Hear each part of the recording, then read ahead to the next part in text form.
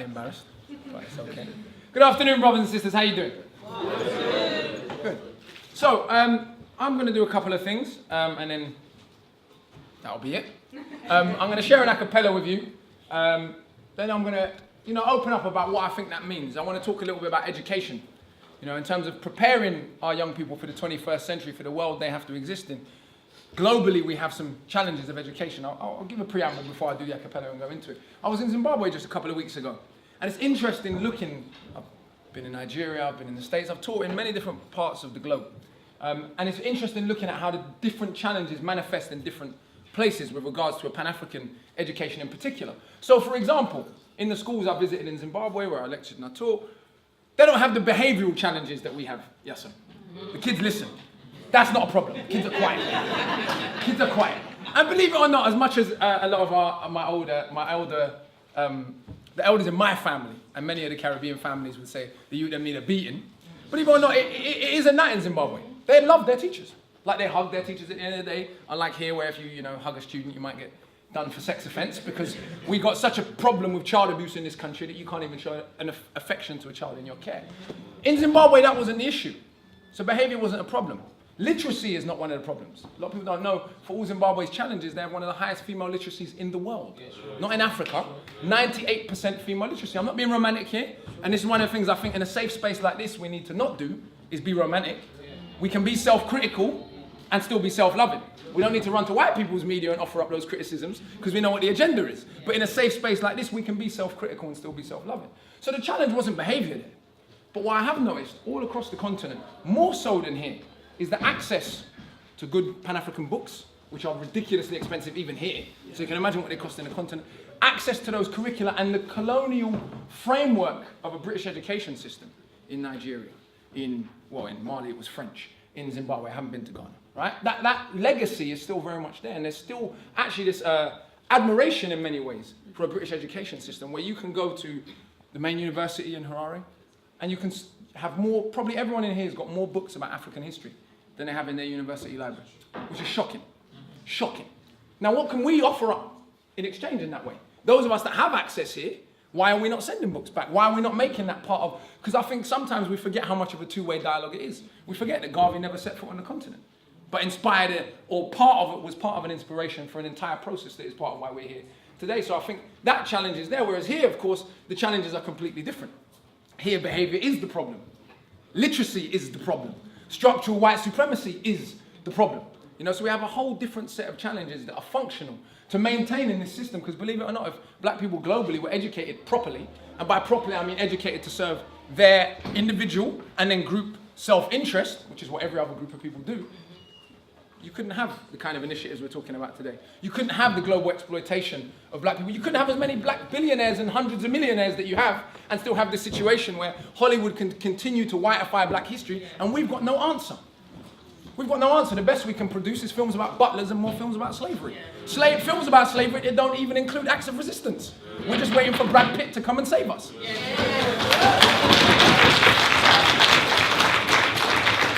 Because miseducation means that many of our elites on the continent and externally don't even have the self-respect that once they are in a powerful position to do anything to serve themselves. And I'm not saying everyone's doing bad things. I'm sure many of our successful, extremely successful brothers and sisters undercover are funding this and funding that and doing much great work. So I'm not condemning a whole group of people. What I'm saying is functional miseducation, which is something I was a victim of growing up, which I'm going to talk about in this acapella and then unpack for you. Functional miseducation is an integral part of the world system, full stop. Regardless of race. Functional education even of white people in this country, which we don't look at. One of the things I think one of the self-criticisms I would offer up, and one of the things for me that has been most revolutionary and most revealing, believe it or not, has been the study of European history. Why? Because I think sometimes we like to think that we're in a particularly awful situation, which maybe we are. We like to think that we've been victims of a particularly awful process, which we have. But by studying the history of the people that colonized us, we're like, right, these people are just crazy. and actually, in this country, it wasn't that long ago, we're in Manchester, Peterloo. Anyone heard of Peterloo massacre? It wasn't that long ago that their military constabulary were hacking to death 15 unarmed protesters in this country. It wasn't that long ago at Tyburn, down in Westminster, down at Marble Arch. So if you're ever on Marble Arch, you'll see a church on the corner, right by Hyde Park, called Tyburn. they used to hang poor people there for stealing bread and milk and rich people's hats. And we're not talking about ancient history. So when you see that this country is friends with Saudi Arabia, you shouldn't be surprised. Birds of a feather flock together, right? And so for me, actually studying that history and realizing how brutal Europe was to itself is not a way of saying, oh, we're all the same, all our struggles are the same, we're all unified. No, but it is a way of understanding the mentality, understanding imperialism, and also, and I don't mean this obviously in the way that racist idiots mean it when they say, get over it, get over your victimhood, or whatever it is nonsense they're talking, but actually, it's therapeutic to understand, oh, damn, these people are just crazy. And they would have done it to anyone, regardless. And that doesn't mean there are no other crazy people on the earth. Of course, I don't share these romantic notions that we were all kings and queens bogling and singing Kumbaya in Africa before Mighty White showed up. That wasn't the case. There's been oppressors for as long as there's been humans, probably. The degree of oppression has changed. The scale of oppression has changed. The particular brutality of Europe can be addressed without us pretending, like I said, that we were all just, doing Buddhist prayer chants before Mighty Whitey set foot on the continent. So I think all of those things are challenged. I think even addressing some of those painful aspects. Black collaboration is an unavoidable part of this process. And it's not something we have to sit down and be like, what racist people try to do is they try to beat you up with it. Like the idea, because there's black collaborators, that somehow excuses you lot and your madness. And what happens often is, I've seen this so many times, rather than coming back with just telling people to shut the F up, right? We actually try and explain away black collaboration. When the British were colonising Ireland and starving millions of Irish people to death, were there not Irish collaborators? Yeah. When the British colonised India and starved 30 million Indian people to death, which they did during their reign in India, were there not Indian collaborators? In fact, when the Moors were in Europe for 800 years, what kept the Moors in Europe for 800 years but white people fighting amongst each other? When we talk about what's going on in Israel and Palestine, no one says, oh, it's Semite-on-Semite violence, just ignore it. When we talk about what happened in the Nazi Holocaust, no one says, oh, it's white-on-white violence, just ignore it. 25 million Russians died in World War II. That's more than every single war fought in Africa since the end of World War II. So white people are in no position to be lecturing anyone about white-on-white or black-on-black violence. So I think we can do away with that, but recognizing the role in which collaborators play, internally and externally, is a very, very important part. And we'll never, ever get any genuine sense of liberation or any sense of progress without realizing the way in which you have some people that make compromises, that are genuine, but they make compromises. I think that's one thing. If we study our history, we can look at Toussaint Louverture, who for Jean-Jacques Dessalines made too many compromises with the French. But Toussaint Louverture was a genuine revolutionary, no question about it. He just made compromises because he had a difference of strategy. We can bring that right back up to today with the anti-apartheid struggle.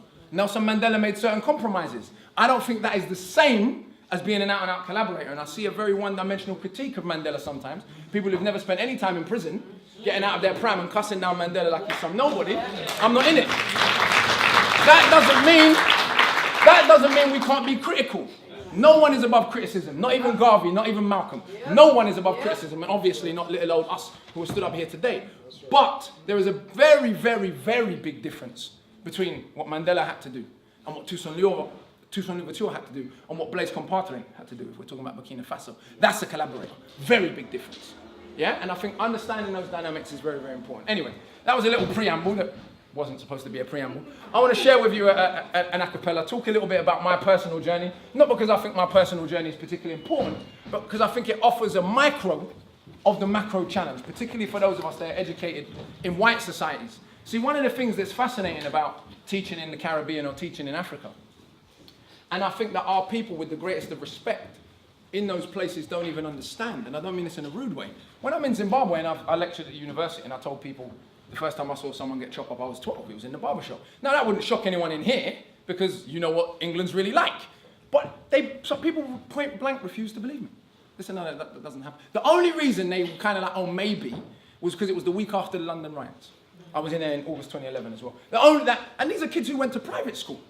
Daddy drove them to school in a Lexus. They went private school, they're now at university. I never went to university, I barely went to college. But because they believe in some sense, just as our grandparents believe, this is how well the colonial propaganda is working. They believe because they're born in Africa, that they're automatically more disadvantaged than I am. I was like, I never grew up with my dad. I grew up on benefits. First time I saw someone get chopped up, I was 12. Life is not all wonderful just because you live in the West. And actually, I think one of our key, and that doesn't mean we're saying that there are not more severe struggles, often in quote-unquote third world countries, but there is the converse. There are forms of benefit that we don't understand. Living in a society where being black is just normal. All of you know what I'm talking about. When I first went to Nigeria in 2006, it was just like, and I wasn't ignorant of the problems. I could see the poverty. I could see the classism. I could see all of the problems that are there. But it's just like, I don't have to explain myself all day, every day. How amazing. And of course, if you're born into it, you don't even realize that that's what you have. Zimbabwe was particularly inspirational for me. I don't know how many people in here have been to Zimbabwe, but you won't see skin bleaching in Zimbabwe. If you've been, you'll hardly even see perm. It's weird. This light skin worship, which is another sickness we have, right? I didn't really see it. People were just happy to be black. It was amazing, right? And so for all its problems, and I'm not uncritical of what's going on there, but again, you can be critical and be loving. And so I think there's a two-way dialogue that we're not sharing enough. I think one of our functions when living and working in the Caribbean or in West Africa, one of the things we need to engage in, where we're losing ground, I've heard a lot of talk about NGOs, about charity work, about all of this stuff here. One thing I would say that I think is dangerous, that maybe we need to learn some infiltration techniques, right? Because all the people on the continent at the moment, and in the Caribbean, but mostly on the continent, are mostly, the only people they're hearing from at the moment are middle-class white people. And what does that mean? That means even if that middle-class white person isn't even being dishonest, because for them, England is wonderful. America is wonderful.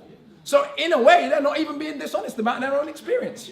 But what does it mean? It reinforces the idea that we just need to make it to the West and everything will be wonderful. And then what happens? Brain drain. Doctors that could have been doctors in Nigeria come and live in Peckham and their youths get killed. They could have just stayed in Nigeria. And what's happening in my generation, so many people of my age group, are like, I'm done. I'm going back. People are not even from Gambia, like I'm moving to Gambia. Jamaicans are moving to Gambia, right? People are saying, you know what, actually, it's not all it's cracked up to be. But we do have a purpose here and a function here. It's not a coincidence that the Pan-African Conference occurred in the center of empire. And it's not a coincidence that we're back here in the center of empire. Because as much as America wants to big up itself and shout, this is the center of the empire. Don't ever forget that. As sophisticated as these people are, they don't need to go around shouting. It's like we just calmly own the whole world. There's a very good book on a side note. It's called Who Owns the World? You should read the book. Because it looks at who the largest landowners in the world are. And of course, it's not the people you think it is. The largest landowners in the world are the British monarchy. Still. Followed by the Saudi. Australian, her family were third or fourth. Sister Esther Stanford taught me this, by the way, in our reparations conference. So I may remember this, right? Do you know, this is just a complete aside. Do you know whose family are third or fourth biggest landowners in the world? Nicole Kidman. I was shocked. They must have been the ones that done off all the Aborigines and own half of Australia. So, anyway, like I said, I'm going to share an acapella with you, reflect a little bit, and then I'd like to actually offer a few provocations and open up for a bit of dialogue before we finish, because I think often when we're talking, if I'm talking somewhere like this, where I'm going to assume I'm preaching to the converted, there's no point me coming and telling you things that you probably already know. So I'd rather, I offer a little bit of my story, how I think that relates to our global challenges, offer a few provocations, and we end with a little bit of a back and forth. It doesn't have to be questions, it can be comments, it can be, but no lectures though. Let's just have a discussion. Okay, so, goes like this. Take one more sip of my tea. I'm just winding you up. We can play and still have it. Goes like this. Yes, I grew up on a dole in a single parent family. Been through a little bit of tragedy. Yes, I was around drugs and violence before the day that I started secondary. That's part of it, not half of it. Get the picture, the rest ain't necessary. Growing up, got a little caught up. But that ain't even half of my life. I was also given the knowledge of self. That is all we actually need to survive. So if you saw me, age 9, reading Malcolm, just fine. Teachers still treated me stupid. Students that couldn't speak English to put me in groups with. And the irony is, some of the first men to give me schooling, they were called youngsters. But I already explained that we know what the truth is. They used to say, don't be like me. Yeah, I got a name and dough on the street. Nighttime comes, I can't sleep. That's the part fake rappers don't speak. We don't hit the road because we're thugs. Don't come out the womb, want to sell drugs. If we got the right guidance and love, would we fight people just like us? How could I knock the hustle to get by? How do you think I ate as a child? Judge, no one done many things wrong. Just don't boast about it in songs, but listen to my older bars. I was just as confused as you probably are, but you grow when you learn. Travel, cut, one too many man, get caught. One too many man that could have been doctors, end up spending their whole life boxed up. You learn. If you study, it's all set out just to make them money. No cover. It's all about getting poor people to fight one another. So it's logical that us killing our brothers, dissing our mothers is right in line with the dominant philosophy of our time. But time is a cycle, not a line. Comes back around, you regain your mind, you be ready for the energy. I challenge them a rhyme. Remedy the pedagogy, the jeopardy of your mind when the world is... Lethargy is a crime. So we can all fight with our brothers over crumbs. It's harder to fight the one who makes guns. We can all talk shit and get $2. Harder to be the one who seeks knowledge. If we understood economics, we know money's nothing. Think nothing of it. Money is a means to get wealth. Not the wealth itself, and don't get confused, far from, bro, all do you see me do I own, but I won't hang walk around my neck. I know from where the diamonds came, but I do literally own a library that definitely costs more than your chain. And businesses and property, far from starving. I eat quite properly, and I don't care. I just said it for the kids who need to know you're not broke to listen, who don't know an asset from a liability, because they've never been shown nor told the difference. So we don't change situation. Why the richest man in Britain is Asian. And that's significant, not coincidence. Because when Asian communities build their businesses, it's not by flossing and going out shopping and giving out the culture for everyone's profit. Who runs Bollywood? Indian people. Who runs rap? So we shake our ass and dance as if racism just upped and vanished. But has it? No, it's right on course. You're beaten so bad, you're trained to ignore. Let me not just make sweeping statements. Give me a second. I'll explain it. For small amounts of non-violent drug possession, there's more black people in jail in America than there is for rape and armed robbery and murder, all put together. And you can say they're just locking up thugs, but imagine they're in prison every middle-class kid that had ever held drugs. Oh, that's right, that'd be their kids. See, it's bigger than that. What is going on with this? Prison in America's private business. They get paid $50K per year per inmate by the state. Just wait, also legally are allowed to use their prison inmates as slaves, cheap slave labor for big corporations to come out of jail when they can't get a job. So when we celebrate going to jail, we are literally celebrating enslavement. Add to that the hood that you live in. Engineered social condition that breeds crime by design. Where do you think you get your 9? And you can say that they're just black, but I like to deal with facts. In the 1920s, you would have found in America black towns that were prospering centers of economics and education to make you proud. But some people couldn't bear that the former slaves would not just lie down, so the KKK and other hate groups burn those towns to the ground, killing hundreds. If it ain't understood, you think you were always living in the hood. It's only been 50 years since they hung blacks and burned them, and that was so cool. They were your picnic baskets, even gave kids the day off school. Go see a lynching, have a picnic. It's fun to watch the little monkeys die. Then people act a little dysfunctional, and we want to pretend that we don't know why. If your colour means you can be killed and you're powerless to get justice about it, is it difficult to figure out how you would then end up feeling about it? And that ain't excuses. I'm just dealing with the roots of abuses that make a reality where a generation of young men speak of ourselves as dirt, casually. That's America. This, Britain. Something similar, some different. In this country, the first enslaved were the working class. What's changed? Worse jobs, worse conditions, most tax that you quit a living. Yet they go to the pub on a Friday night and will fight with a guy, don't know what for, won't fight with a guy in a suit and a tie who sends your kids to die in a war. They don't send the kids to the rich of the politicians, it's their kids, the poor British, that they send to go and die in a foreign land. For these kids that you don't understand, yeah, they say you are British, and that lovely patriotism they feed you, but in reality you have more in common with immigrants than with your leaders. I know, both sides of my family, black and white, are fed ghetto mentality, reality in the system, poor people are dirt regardless of shame. But with that said, let's not pretend for 1 second that everything is the same. Because when our grandparents came here to Britain, if you had a criminal record, you couldn't get in. When our grandparents came here to Britain, if you had a criminal record, you couldn't get in.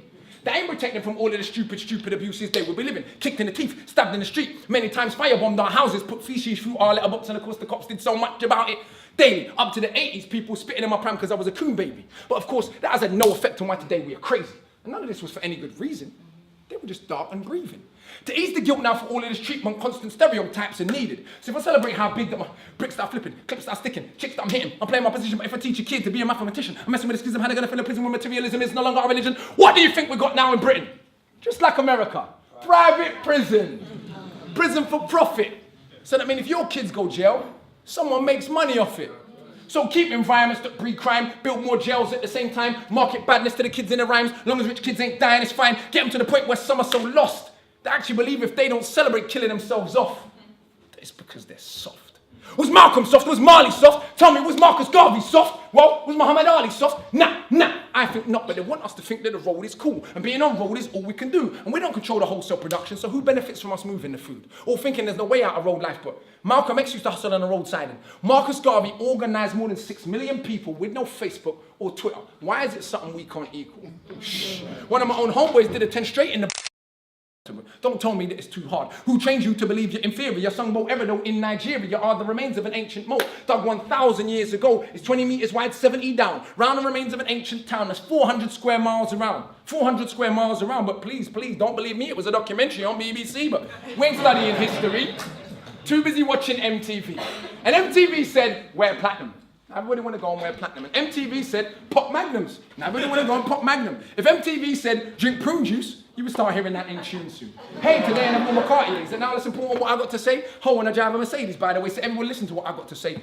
Does that make you all happy? But shh, my head's still nappy. Think for myself. So some mad at me. But on a mic ain't not one bad as me. All of this here is good for the rhymes. They put us in the same place at the same time, and it's clear to everybody on my mind. Some of these guys are running out of the rhymes, clear to everybody. Let's go ears. He's the guy that they just might fear, they don't want to get near, but they can't have a peer or dear. I'm hard liquor, you just like beer. Fronting the kid for another 5 years, but come to my shows and some criteria see it mean that much to them. It's a movement. I don't speak for myself, but a unit. Black, white, man, woman. Anyone respects truth we put in. These dudes are like no dinner, we're just pudding. Yeah, you're sweet but no substance, pudding. You can never ever be with a level on. Our songs get played out, then we level on. We speak for the people properly, not for the old fat guys in offices. Anyway, that's enough kissing my own. Back to the more important task of being so shower that I got half the hood screaming knowledge is power. And I ain't saying that I'll change rap back, but I do know this for a fact. Right now there's a youth on your block with his hands on his face screwed up. Swear he don't care, that he don't give a, that he won't let nobody call his bluff, but the words go in. Open your chakras. Once that's happened, there is no going backwards. Stop to see what is really happening. Who the enemy should be attacking is. So read, stuck on the block. Read, sitting in the box. Read. Don't let them say what you can achieve.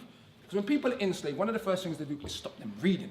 Because it is well understood that intelligent people will take their freedom. Because if we knew our power, we'd understand we can't be held down. If we knew our power, we would not elevate not one of these clowns. If we knew our power, we wouldn't get arrogant when we get 2 pennies. If we knew our power, we would see what everybody sees, that we're rich already. But never mind MCs, go run for your mummy. I'm hungry, I run for my tummy. That's enough. Back to worship and money. I'm off. Back to the study.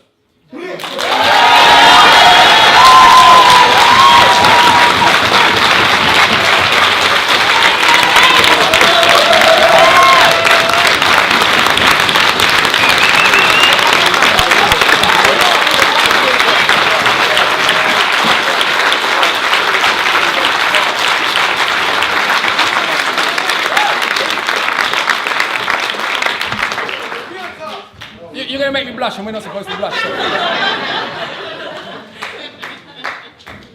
No, thank you very much, brother and sister. I really appreciate it. So I'm going to reflect a little bit on, like I said, my personal journey, how I think that relates to our larger challenge for those of us living in, quote-unquote, the West, educating our children properly. But what we can learn and what we can exchange then with the continent, with majority black nations like the Caribbean or Brazil. Most people don't know Brazil is a majority black nation.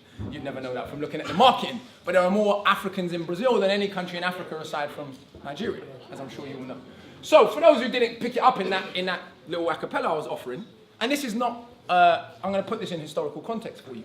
So when we had the waves of immigration post-World War II, no matter what the qualifications were of Caribbean people, we were not brought here to become doctors and lawyers and engineers and to do the jobs that necessarily some of us might have even been qualified to do. We were brought here to do menial manual labor, to rebuild the country after the Queen's German cousins bombed it. That's what we were brought here to do, right? What did that mean? To turn people, because you know what we see a lot, I'm going to remark on this, this has actually just occurred to me looking at this picture. We see a lot of the older generation cussing the youth for how they dress and saying if they just dress better, police wouldn't kill them. Well, look how these people were dressed. Yeah. Sharp as anything. Yeah. Did it make a difference? The rest of people in a business how a black person's dressed. It don't matter. You can put what suit, you could dress how you want. If they have the power to do to you what they have done, they will do it. So what did this mean? With this wave of immigration, as many of you, as you know, you had to have functional and structural injustice embedded into the way we were dealt with. We couldn't be brought here and be getting any big ideas that we were going to run the country or have a say in the way the country was run. This impacted on my father's generation in one particular practical way which relates to my life. So you had this thing many of you probably know about it called ESN, educationally subnormal. Yeah? So in the 70s and 80s, young Afro-Caribbean boys particularly, but sisters also, were labelled educationally subnormal, which is an offshoot of eugenics. We can't get into all that. That's another lecture for another day. How did this impact me? Well, by the time I was going to school, primary school, in the late 80s, you no longer had that particular category, but you had the same function. So at 7 years old, I was very lucky, even though I didn't grow up with my dad. My dad was very supportive, very big on education, as was my mum, as was my godfather, and both my dad and my godfather. You know, they're that strapping black man you want to be like. So because they were both into education, I never had, you know, it's a real thing. A lot of our young brothers particularly, you know, if you watch a show like The Fresh Prince of Bel-Air, the educated one is, I can't really swear because there's young kids in here, but the educated one is a fool, really. He's the one no girls are interested in. He does some corny dance. You don't want to be like Carlton Banks. Yeah, you want to be like Will Smith. But what are they telling you? They're telling you the guy who pays attention in school and actually does well is a fool, and the guy who doesn't. And that's what being marketed to young boys, particularly in a certain way. So it meant that this idea that education was almost effeminate, unmasculine, particularly for black men, is something that has been a very genius piece of marketing strategy from the white supremacist machine. That a continent that for tens of thousands of years was among human preeminence of achievement in science and maths and architecture and all that, the descendants of that continent now associate big word and someone says, stop talking white. As if, you know, being intelligent is a monopoly of white people. So what happened to me was a legacy of structural, because see, it's important that we make the structural personal. Because sometimes we have these big words like imperialism. We're chatting to a youth on a level in school. You know, Marxist-Leninist ideology or Pan-Africanist ideology or whatever ideology ain't necessarily going to get it done. But if we can look at how does this affect you in your day-to-day reality. So at 7 years old, I got put in a special needs group for kids that didn't speak English. But I had a GCSE reading age. I had a high school. I'm not saying this to show off. This is a point. My teacher, white lady, was making it very clear to me that me being educated was threatening, was problematic. And let's think about it like this. She's a middle-class white woman, brought up in a culture that teaches her ethnic exceptionalism, teaches her white people are wonderful, they've invented everything ever since the dawn of humanity, everything the Greeks didn't invent, the European Renaissance did, and then we did the rest in the 20th century. Now, of course, if that's your vision of world history, I mean, you're a bit of an idiot, firstly. But secondly, genuinely, if that's your vision of the way the world evolved, the way the whole human family evolved, that less than 10% of humanity invented everything, you're not going to be very good at teaching people who don't look like you. And what dilemma are you presented with? I went to a school in a very confusing area. I went to school in Camden in London. For those who don't know it, Camden is a strange area. Because you've got some of the richest people in the country living next to some of the poorest people, and you've got every ethnicity under the sun, right? But we go to the same school. So I went to school with Tessa Jow's kids. I went to school with the head of Greenpeace's kids, and I also went to the school with my brethren on the block who was selling drugs for his dad at 11. So it was a very confusing place to go to school. What do you do as a teacher brought up in that way to believe those things, if the smartest kid in your class isn't the young white kid? It's the young brown boy who's on free school meals. You've got a choice. You either try and get the best out of that student, or you reinforce and reproduce the prejudice of your society. And sadly, luckily for me, I had a yo-yo between bad teachers and good teachers. But this particular teacher put me in a special needs group with kids that didn't speak English. Now, how you knew what she was doing was wrong, she never told my mum. So it wasn't like an official thing. It was like, oh, this guy's a bit too clever for his own good. Put him in a special needs group with the kids that don't speak English, but you get hot chocolate and biscuits, you see. Now, when you give a 7-year-old hot chocolate and biscuits, I ain't running home to tell my mum anytime soon that I'm in the bad behavior group, right? Because I want my hot chocolate and biscuits. In fact, I blame that teacher for why I got such a sweet tooth now. So, continues. I'm just going to give you a little catalogue of schooling because we're talking about education, and many people in here who have children might be going through this right now. What do we do, right, in exchange? Now, it's very interesting because, of course, my mum's white. And this produced a very interesting dynamic in the white teachers. Because, of course, there's a different respect for whiteness, you know. Black woman goes to the school and it's like, crazy black woman, she's just imagining things. Yeah. White woman goes to the school, even if she's not from wealth, which my mum absolutely is not, it's still what do we do? And I remember the day, so someone came home and told my mum, they put your son in a special needs group, right? He's in a group of kids that don't speak English.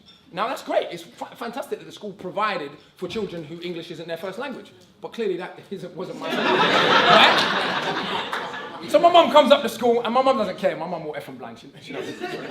So she's just effing and blinding his teacher. And the teacher also hit me, by the way. With a book. Yeah, she hit me with a ruler and with a book. She thinks it's the 1964.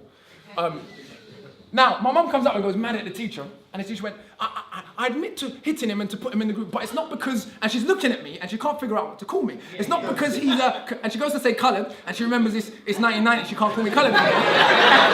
And she goes, it's not because he's brown, because she's looking at my mum like, I can't really call him black, I don't know what to do. Now, of course,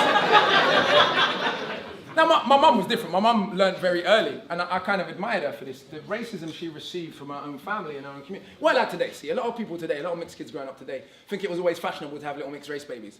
Contrary to popular belief, it was not. And in the 80s, if you were a white woman or man, but particularly woman, because that's what most of the mixing was, and you decided to have a baby with those folks, you basically had to accept that the only people that were going to chat to you to a certain degree, if you lived in it out, were going to be black people. And it's a weird thing about our community that sometimes I think we're too accepting. If I'm honest with you, there's like almost it creates a situation where if a white person enters a room and they don't receive red carpet, that becomes persecution. Black people ain't always nice to each other, so we don't always have to be nice to you. But that's an aside. So my mum learned very early, her dad basically disowned her, my mum's family's half Scottish, half English. What was interesting though, and this was what was fascinating to me as a kid, my Scottish family didn't give a damn. They were kind of like, well, at least he's not English. That's right. I'm not saying that to be romantic, right? For those who know the history between England and Scotland, you know why, right? When I went to, they're from the Outer Hebrides, they're peat farmers. This is the fascinating thing about traveling on the continent. Is being mixed or being light-skinned, people assume you come from money, right? We think whiteness and wealth are intimately related. my mum's family are peat farmers. Does anyone know what that is? That's something people stopped doing like 200 years ago. So they really are like peasants, like in a genuine sense, right? So I went to Scotland when I was young. I don't know why this matters, right? I only went once to visit them. And it was fascinating because my cousins actually had no idea why people were brown. She had no idea. They had no idea. Like, because they didn't have telly. There was like 800 people on Benbecula at the time. They genuinely had, like, they were like, what happened?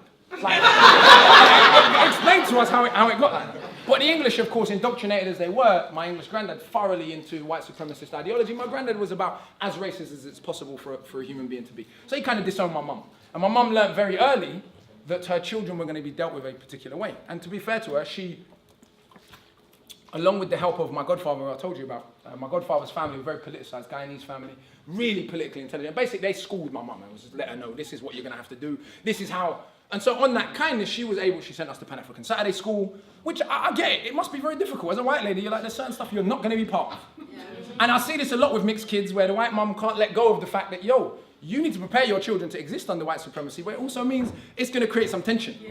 And I see a very big challenge where a lot of the mixed kids think that being black is about being bad. So I'm going to be extra bad to prove my blackness. Yeah? And I think maybe I went through that a little bit when I was young. Right? So we come into year 4. These are just some significant schooling experiences that I think is important because, like I said, many of us may share them. And then how does it relate to teaching what we need to teach? I went to the National Portrait Gallery with my teacher in year 4 primary school. Now there's a picture of William Wilberforce in the National Portrait Gallery. Everyone knows what's coming, right? Now, this teacher decides to take me aside. No one else. I wasn't the only black kid in the class. But I was one of those black kids. I was already, my Pan-African Saturday School was called the Winnie Mandela School. So you already know where it was coming from. It wasn't no soft thing, it was militant, right? So she pulls me aside, she says, she was Canadian, this is my worst attempt at a Canadian accent. She's like, Kingsley, this man, he stopped slavery. And I went, I'm 7, but I'm not stupid, right? So I went, miss, all by himself. Really?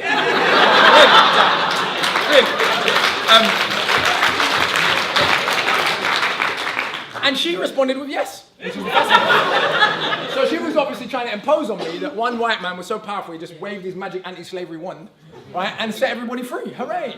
Now at this point, I already knew who the Maroons were. I knew a little bit about the Haitian Revolution, so I knew she was chatting egg and fart. Yeah.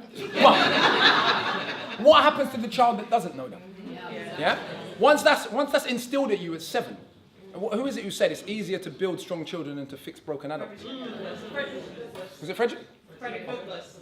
Fantastic. So, fantastic quote there, right? Now, what happens to all the children that don't know that history? And their teachers do that's aggressive. To teach a young black child, this one white man is so amazing. He's basically God. He just waved a wand and all black people were free. And you lot did nothing. You just sat down and waited for Wilberforce to come along, right? Go forward. And what's interesting is the dynamic we never talk about. I've heard Dr. Umar talk about it, but many other people seem to be afraid to talk about it. The dynamic between middle-class white women and young black boys. Yeah. We don't like to talk about that dynamic because white men are supposed to have done all the racism all by themselves. Yeah. And it's a very interesting thing because actually most of my attention in school was actually women I was encountering. So in secondary school, I had my form tutor. This is the last episode of my own education I'll give. But I had a form tutor. She was my main form tutor. She was also the head of history and the head of RE in our school. She was the head of RE, but she refused to teach anything about Islam because, to quote her, she didn't want bombs through her letterbox. Oh, it gets worse. Oh, it gets way worse. It gets way worse. I'm just introducing you to what she was about. This is in my nice liberal arts school in Camden that like to think of itself as a nice liberal, yes, King, likes to think of itself as a nice liberal, great space where everyone can come and get along. A teacher told me in this school, a little aside, a white teacher, by the way, told me that at the beginning of every year induction in the school would look at the names of pupils who came in year 7 and make bets on who would finish school and who wouldn't, merely based off the surnames. So if Jermaine Williams comes into the school, they're like, he's not making it. If Harry Tomei comes in, they're like, he's making it. And they said 90% of the time they were correct. But anyway, this particular form tutor, we'd had a million arguments because my school, weirdly, even though it had all of that going on, there was a brother in there from the NOI who had an extracurricular African history class where he taught us, where we listened to this big narrated tape of the Haitian Revolution, where we studied some serious Pan-African stuff. So on the one hand, you had this school that was quite regressive. On the other hand, you had this extracurricular class that was radicalizing, whatever that means, because of course there's a non-radical norm, and anything outside that is radical, right? He was radicalizing us into kind of black nationalist, Pan-Africanist ideology, right? Or educating us, I would prefer to say. So you had all of that going on, all those dynamics in the same school. This particular teacher, we've had a million arguments. I mean, she said things like, you can't look at all the bad they did in slavery because they built railways. I pointed out where the Nazis also built railways, but I doubt you'd say that. Which obviously she wouldn't, because she'd lose her job. But this one particular day, and I'll remember this forever. We were having an argument. she was arguing that the Nation of Islam and the KKK is essentially the same thing, except one's black and one's white. That gets worse. That's just the warm-up. So I said to her, Miss, come on, that's a little bit far-fetched. Whatever you think of the NOI's opinions on racial evolution, they're not a terrorist group. They don't go around hanging white people from trees and cutting their penises off and burning them at the stake and burning down white towns and all of those acts of mass terrorism that we know the KKK are responsible for. But what's more than that, this was a period in the 90s where the NOI had gone into a lot of African American neighborhoods unarmed, and they were policing a lot of neighborhoods. It was even in mainstream news over here. They were kind of like, you know what? Whatever we want to say about these man, they're kind of doing some that reluctant. I don't know if you remember in the 90s where there was that reluctant mainstream acknowledgement over here. These men are kind of like serious. And obviously they're going into the hood unarmed, and the thugs are looking at them like, I can't really shoot a black man who looks that sharp. Like, you just look too sharp to get shot. Because unlike racists, black people seem to care about appearance.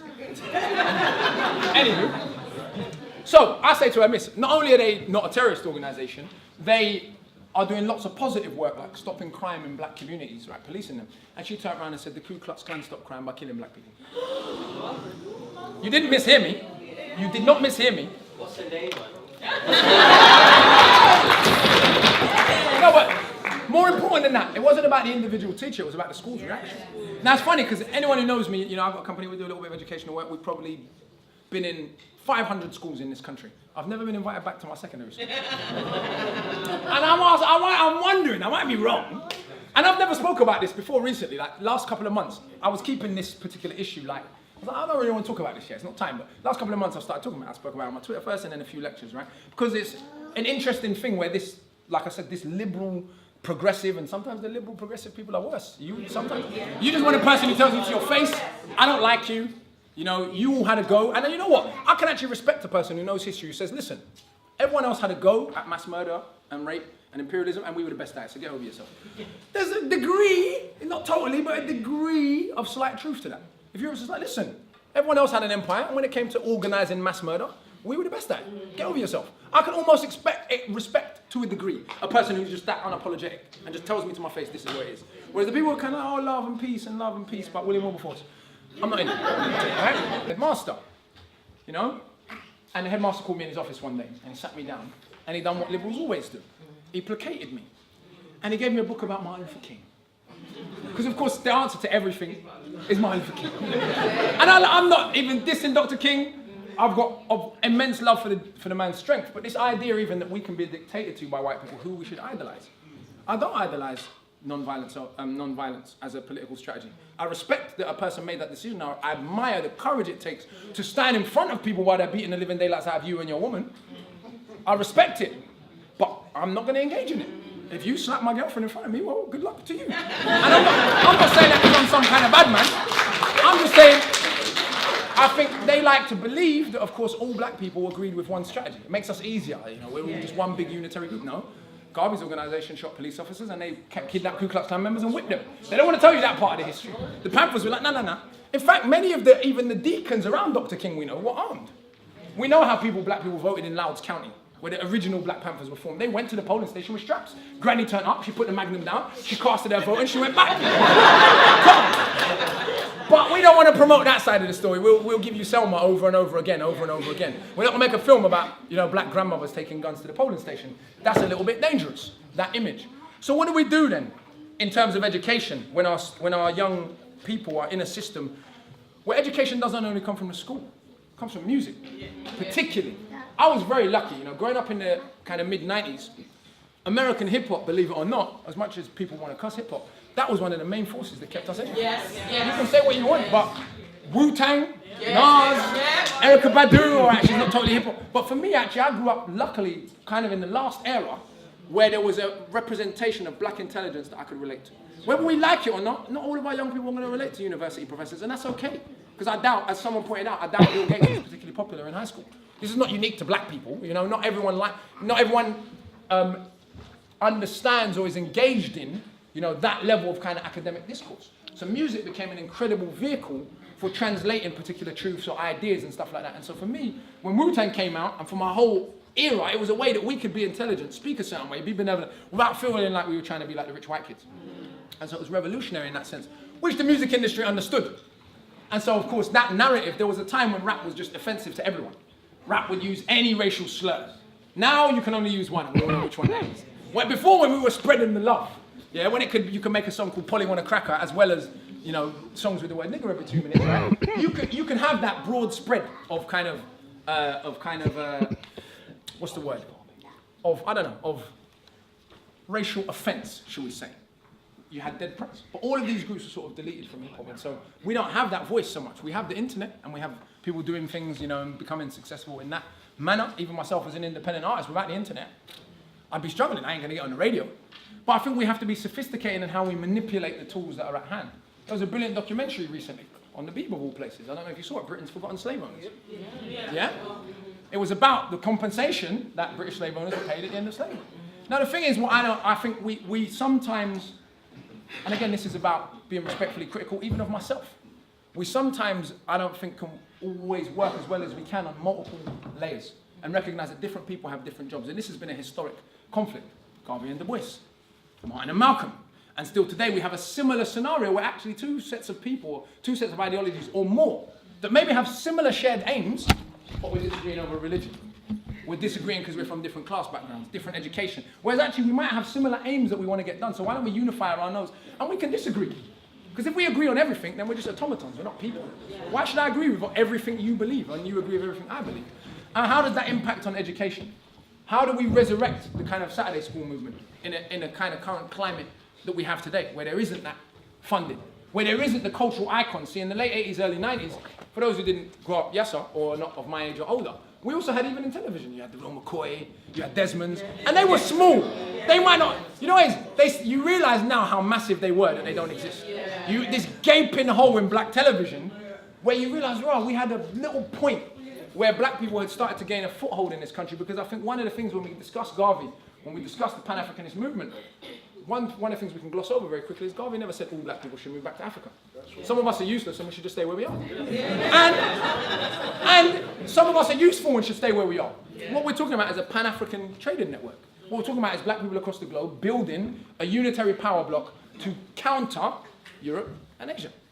And that's not even necessarily beef. There might be cooperation, who knows? In terms of particularly the emergence of Asia, there might be some form of economic cooperation. But it has to be from equality of power, because there is no justice without power. People would like us to get up and beg for justice and ask for people to be nice. Unfortunately, that doesn't seem to me to be the way the world works. And it certainly isn't the way that European racialized power works. And how do we then, and what can we contribute in terms of education, getting our children, even just staying in school? We can cuss the school system all we want. But most countries in the world do not have free school. So just having access to free school is a privilege. What do we do with that then? How do we give our children the equipment to get through the racist schooling they're going to have and come out the other end the same human beings? As one of my good friends, MK Asante, says, they have to take 2 sets of notes. They have to take the sets of notes they need to pass the test, to get through, to have the... Because the bottom line is, if you drop out of school at 12, we know where you're headed. Private prison, we know where. We know what happens. You get expelled, you go unit, you go jail. That's the route. So whatever schools' faults are, we still need the schools at this present point until we have our own. And how do we use the Saturday schools? How do we resurrect that movement? How do we create alternative community schooling, but still get the qualifications we need within the systems that are there? Because we still need engineers. Dr. Clark talks about this all the time. We still need people who make shoes. Think about something basic like that. 1 billion black people on earth. Imagine 3 or 4 countries decided to make all the shoes that we wore. How differently that would change the black economy. Because I know every single person in here, every single one, probably not one of us is wearing a pair of shoes made by an African person, right? Maybe one. Raise your hand if you've got shoes on that you know are made by an African company. There you go. No, I'm not even cussing. I'm not wearing them either, because I don't know if they exist, right? So the point is very basic things that we need to learn, that taking even the racialized education that we need, the education that we need to survive racism, to combat white supremacy, the education we need for activism, even removing that for a moment, our kids need to learn how to make shoes, how to design cars, how to build houses, how to farm. All these practical things are things that we need to learn. Of course, this education system is not going to teach them, because it doesn't even teach it to working class white kids. Because this country was not designed for the majority of the population to have a stake in the way the country is run.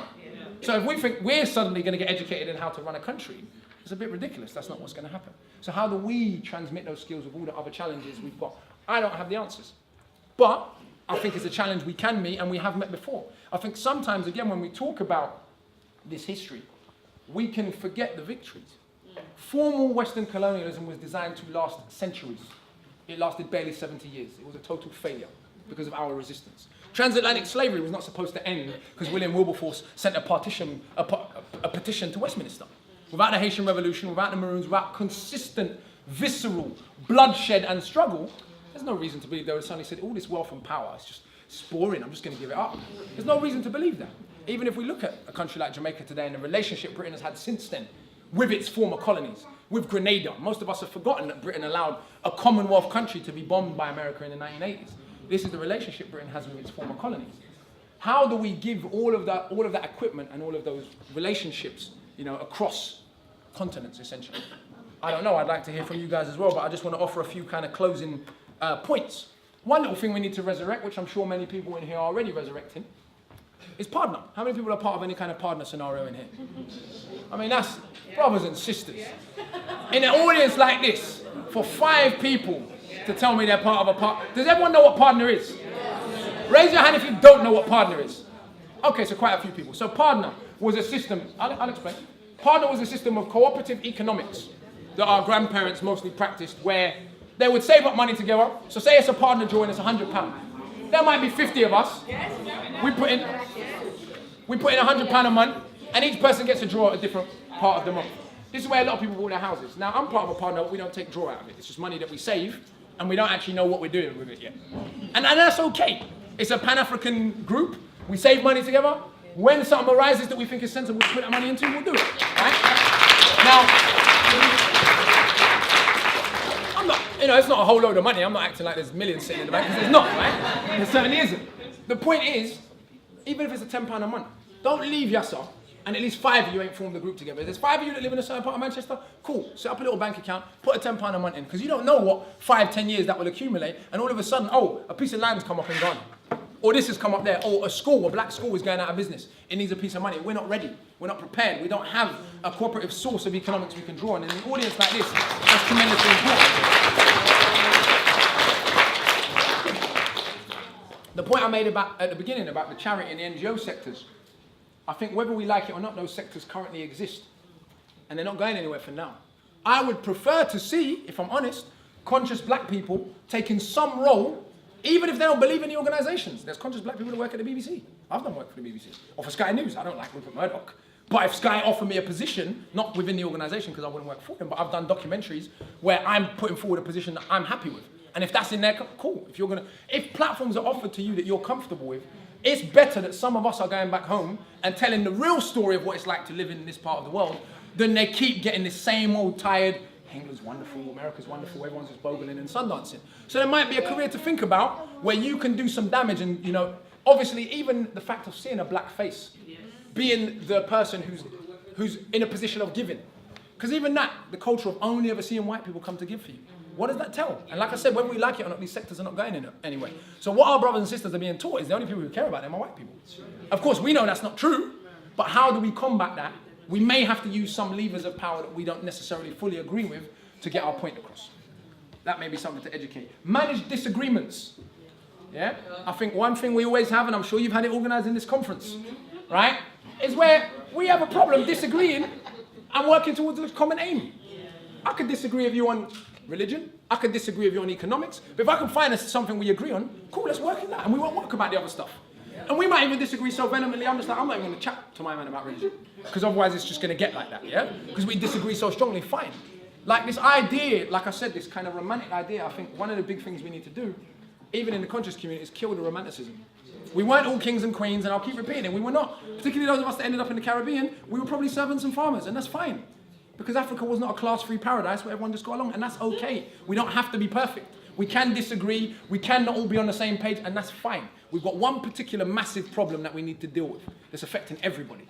And even when that problem is done, everything's not going to be perfect. But how do we strategize around defeating this particular problem that's affecting all of us if we respect one another? Yeah, and that can involve disagreeing. In fact, it should involve disagreeing. But disagreements should not prevent us from working together, and we've got to learn. Who got Garvey evicted out of America? Yeah? All right, the FBI and them man, they might have been involved, but who played into allowing one of our greatest leaders to be removed from the country? People who disagreed with him and were not willing to say, I disagree with my man, but I'm going to put my ego aside, because if the vast majority of black workers are behind Garvey and pro-black worker, it don't work like that. If 6 million black workers are behind Garvey, I can't possibly be against them and be for their interests. I must be for someone else's interests, right? So I can have my disagreements with someone and say, you man exist, hold your space, do your thing. I disagree on X, Y, and Z, and that's why I can't be part of that. But you know what? If it leads to the end goal, if it leads to some form of liberation, fantastic, wonderful, we can all cheer. Yeah? So manage disagreements, working to a purpose. Travel traces. And again, I'm probably preaching to the wrong room.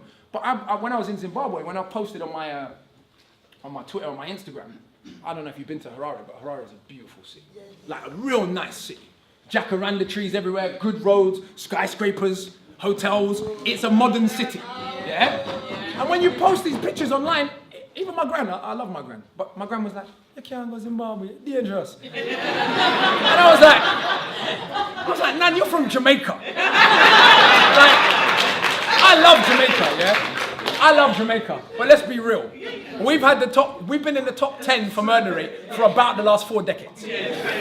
So let's just be honest, Zimbabwe is nowhere near as dangerous as Jamaica, right? But yet my granddad believes, you know, she can't, you know, I love her, but I think she's symptomatic of some of the colonial propaganda that still hangs over. She doesn't understand why I'm interested in Africa. You love Africa, innit? Like, it's curious that. She's like, why? I can't figure it out, right? But our travel traces, you know, when we can, we should be going to the continent or to the Caribbean. I mean, most of us, if we're from the Caribbean, we're going to go back to where we came from. But can we go to other Caribbean islands once in a while, mix it up? Can we go to particular festivals? Can we go and holiday, not just for work purposes or that? We can't be cussing other groups of people who are scared to go to Africa and we're scared to go. Where do we pick our holiday destinations? What do we do? And I know they've deliberately triangulated all the flight paths. So if you want to get to Zimbabwe, then you've got to go to South Africa first. Or if you want to go to a French-speaking African country, you've got to go to Paris first. I get all of that. I get the prohibitive costs. But can we be engaged in something like that? Can we be critical? Again, coming back to that point, I think it's really key. And maybe it's just because I'm a little bit older and a little bit less romantic, but I feel than I was before. But I feel like criticism is the only way forward. In the sense that if I haven't got any children, if I've got a child, right, and I'm never critical of that child, what's going to happen to the youth? As they say, spare the rod, spoil the child. So we can look at our post-independence leaders and say, what did they do fantastically well that we can learn from? But where did they fail? And it's okay. Kwame Nkrumah is a human being. He's going to make mistakes. Muhammad Ali was a human being. He's going to make mistakes. And it's okay to say, you know what, this is what you did fantastically well, but actually, this is what we can learn from some of the mistakes that were made, and this is where it's okay to be critical. Yeah? So I think all of those spaces, being critical, exchange, recognizing the reality of the situation, there's no justice without power. Deciding on economics. I think the debate is still out. Is Walter Rodney correct? Does Africa itself need to divorce completely from the Westphalian nation-state capitalist system and form something completely new? And if that is the case, which many of us maybe believe is to be the case, what do we do in the interim? How do we, under a system that is not controlled at all in any way, shape or form by our people or our interests, how do we cooperate within that system to build towards a system that's completely different? And is that even possible? I genuinely don't have the answer. So I kind of would like to leave you pondering those questions and just open up and have a discussion. Like I said, not questions for me, it can be a question if you have one, but open up to a discussion about literally practical solutions that we can come to here today about education, things that we can do, little strategies we can put together from this room that we can take forward. Thank you very much, brothers and sisters.